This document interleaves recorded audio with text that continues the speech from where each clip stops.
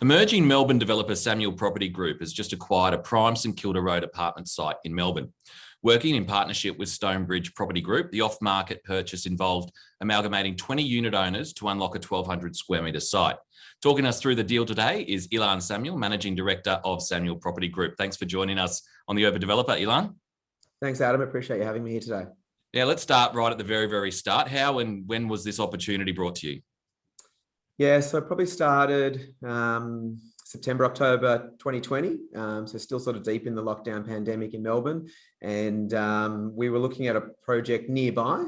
And fortunately, I actually asked Julian White at Stonebridge for his thoughts, and he gave me some thoughts. And then he sort of subtly said, look, I may have something else if you're interested in that area, as most agents do. And fortunately for him, we liked his project a lot more than the one we were actually looking at the time. And he did say to me at the time there would be some caveats and it might not be the easiest of deals. And I probably didn't fully understand that at the time, but we pushed on with him.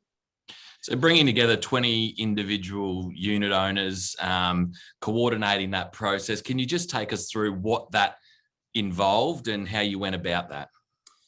Yeah, so it was a long process. As I said, we started sort of September, October, and we finished up late May. It's almost 7 months to put the deal together.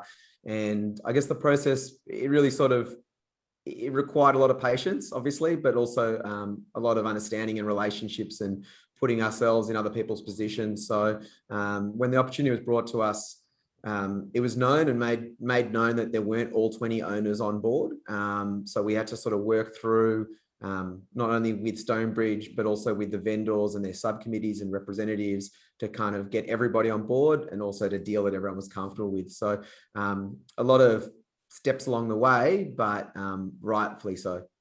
And so how did it actually get structured? How was it done? Was it 20 individual owners that's sitting at the table coordinating and negotiating with Samuel, or was there a different structure involved?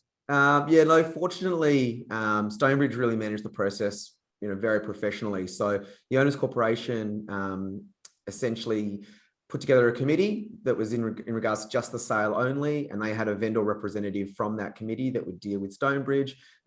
They appointed their own valuers to get an understanding and to educate the remainder of owners. They appointed a lead lawyer to represent them, and that kind of made the negotiations a little bit easier. It wasn't a direct negotiation off market with us. There were other parties. We had to put our hand forward and I guess be the nominated purchaser, and then from there go into more detailed negotiations. So yeah, it was tense, as each, if there's a 16th or 17th owner committed, it was a celebration each time we got one more step closer, knowing that every time we may not actually do this deal at all if we don't get all 20. And so what did you end up paying for the site, and how did you get comfortable with that purchase price? Yeah, so it was an even 21 million. It's never easy being comfortable paying the price, because I guess they say if a deal is fair, both parties are not necessarily happy. And no doubt they wanted a little bit more, and we certainly wanted to pay a bit less, but they were pretty firm. They had their advice, and they really were seeking, I guess, as I say, market value, willing buyer, willing seller.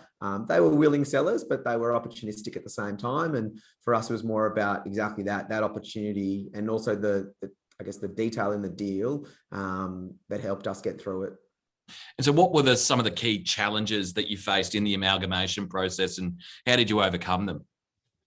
I think the largest aspects was probably from the legal side of things. So, 20 vendors, they each have their own lawyers and accountants and teams. Then they've appointed their, head lawyer to represent them, plus my legal team. So you sort of start getting up to sort of 22 plus lawyers to get them all to agree. And you can agree on the headline items, price, term, deposit. But then you start to get into more detailed or more technical items such as limited liability. How do you get everybody? It's one contract we've signed. So how do you get everybody comfortable, not just today, but at the settlement time? And you get to that sort of instrument of, keeping them all together, whilst also ensuring that they have enough reason to stay together at the same time.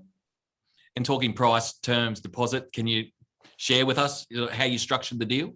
most of the agents that deal with us know that we try lots of different things. We're not the most aggressive buyers in the marketplace, but it was an straightforward deal in the end. So it was 21 million on the dot, 18 months, 10% deposit. We had a reasonable DD period running into it. There's a range of special conditions which are standard on these types of properties that allow us to get moving a fair bit quicker in terms of development and sales. But other than that, it's an unconditional deal. We like to be that way as buyers in the market. The intention isn't to flip the site, so there's no option. It's a reasonably clean deal. Let's go to the development proposal. What are you proposing to develop there, Illan, and sort of how does it differ to what's there on St Kilda Road in Melbourne? Yeah, we did a lot of research leading into it. As I said, we were already looking in the area, reading the Urban Developer and other publications. To me, it seems that there's going to be a real supply shortage going forward. So we're fortunate here with this property, I suppose, to use the attributes of the northwest corner. We're just off St Kilda Road, so we've got really great frontages. Fantastic, as I said, northwest, so the light, the views out to the city, Port Phillip Bay, and also Albert Park Lake, which can't be built out, fortunately, due to heritage on the western side. So yeah, we're sort of looking at I guess a mix of 1, 2, 3 and 4 bedroom apartments. Fortunate as well, there's a design development overlay on site that allows for 65-metre height limit. So we'll roughly have a 17-storey building with around 110, 115 apartments. And we're really trying to seek price points in terms of our offering. And I think that'll allow us to appeal to as many buyer types as possible. So who have you brought along for the journey in terms of a design team? Have you got the architects appointed and others? Yeah, look, it's really exciting to be working with a lot of the same people that we've worked with on previous projects. So, and I guess it's a good time to thank a lot of the team that worked. It wasn't just me that put this whole deal together. There were a lot of other people in the background, lawyers, architects, engineers, my own staff. So yeah, we're fortunate to be working with Sirius Stribley Architects. We've just completed a Addition Tour Act with them.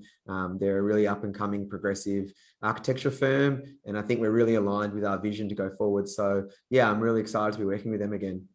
Fantastic. And so what's the timing then? Planning, sales, construction, how are you going to roll it out and when? Yeah, well, we took a bit of a risk. Obviously, we only bought the site a week or so ago, but we've been working on it with the, I guess, the intent that we've essentially bought it in the background. So we're hoping to lodge for planning in the coming month, and if we can get a good run at that, we'd like to think that we'll be in sales, mid next year, and then into construction at the back end or start of 2023. So it's probably a 4-year project all up for us. It's quite tight, but I guess we've sort of made a bit of a name for ourselves in doing what we say we're going to do when we say we're going to do it. And always, I'm a big believer of forward momentum. I always want to see projects happening. So that's the intent here as well. And just finally, how does what you're doing, your timing and everything else reflect some of the views that you've got of the market? You mentioned undersupply in the next few years. Can you just talk us through how you feel about that next 3 to 4 year period?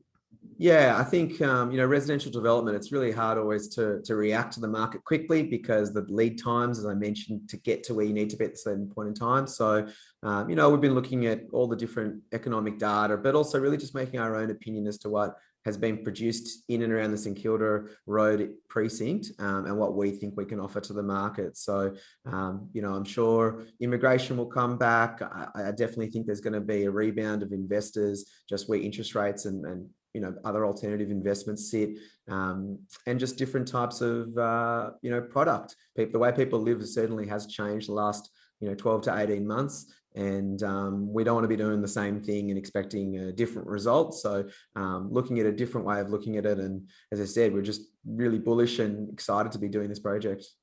Well, good on you, mate. That's it's very exciting, and we'll watch it very closely as you go to the next stages. Well done and congratulations. Thanks again for your time.